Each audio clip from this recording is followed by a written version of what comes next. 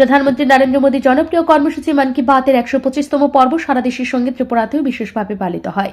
এদিন রাজধানী আগরতলা আস্তাবল সংলগ্ন ভেটেরিনারি অফিসে ত্রিপুরা ভেটেরিনারি ডক্টরস অ্যাসোসিয়েশন উদ্যোগে এই অনুষ্ঠান শ্রবণের ব্যবস্থা করা হয়।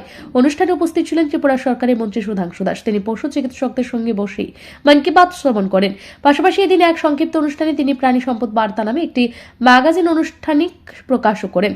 মন্ত্রী সুধাংশু দাস সেদিন বলেন, মন কি বাত এখন আর শুধুমাত্র একটি অনুষ্ঠান নয়, এটি এক উৎসবে পরিণত হয়েছে। প্রধানমন্ত্রী মোদীজির বক্তব্য থেকে আমরা দেশের নানা অজানা তথ্য জানতে পারি, যা আমাদের চিন্তা ভাবনাকেও আরো সমৃদ্ধ করে।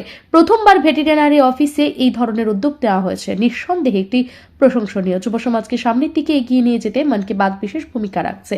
তিনি আরো বলেন, ত্রিপুরা ভেটেরিনারি ডক্টরস অ্যাসোসিয়েশন যে প্রাণী সম্পদ বার্তা নামে একটি ম্যাগাজিন প্রকাশ করেছেন, সেটি একটি গুরুত্বপূর্ণ পদক্ষেপ। এই উদ্যোগের জন্য আমি আন্তরিকভাবে ধন্যবাদ জানাই। পরিকাঠামো এর বাইরেও আমাদের দেশের ক্রীড়া জগতে, সাহিত্যিক সাংস্কৃতিক জগতে, বিভিন্ন জগতের সেক্টরে কীভাবে মানুষ উন্নয়ন করছেন, কীভাবে মানুষ এগিয়ে যাচ্ছেন, বিভিন্ন মোটিভেশনাল জিনিস, আমাদের দেশের বীর যোদ্ধাদের কাহিনী, আমাদের দেশের অনেক না জানা তথ্য আমরা কিন্তু মন কি বাতের মাধ্যমে জানতে পারি। তো আমি মনে করি এটা আমাদের জন্য সত্যি একটা বড় প্রাপ্তি যে মাননীয় প্রধানমন্ত্রীর মাধ্যমে আমরা দেশের অনেক অজানা তথ্য আমরা জানতে পারছি এবং অনেক বিষয়ে আমরা উৎসাহিত হতে পারছি। এবং এই মন কি বাতের অনুষ্ঠান শুধুমাত্র একটা অনুষ্ঠান নয়, আমি মনে করি বর্তমান যুব সমাজকে অনুপ্রাণিত করার অন্যতম একটা পথ।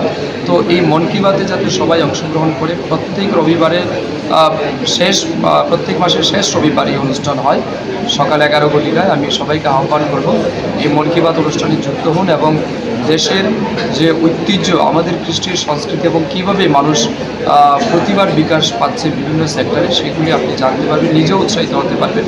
অতএব সবাই যাতে আসে। এর পাশাপাশি আজ ত্রিপুরা ভেটেরিনারি ডক্টর অ্যাসোসিয়েশনের পক্ষ থেকে একটা প্রাণী সম্পদ বার্তা নামে ম্যাগাজিন প্রকাশ করা হয়েছে। আমি বিশ্বাস করি এই ম্যাগাজিনের মাধ্যমে আমাদের রাজ্যের যারা প্রাণী পালক রয়েছেন তারা অনেক বেশি উপকৃত হবেন।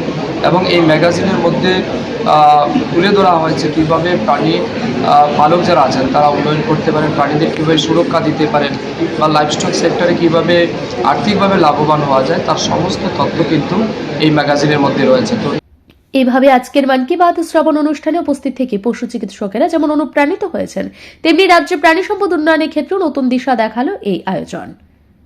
ব্যুরো রিপোর্ট, ঋদ্ধি নেটওয়ার্ক।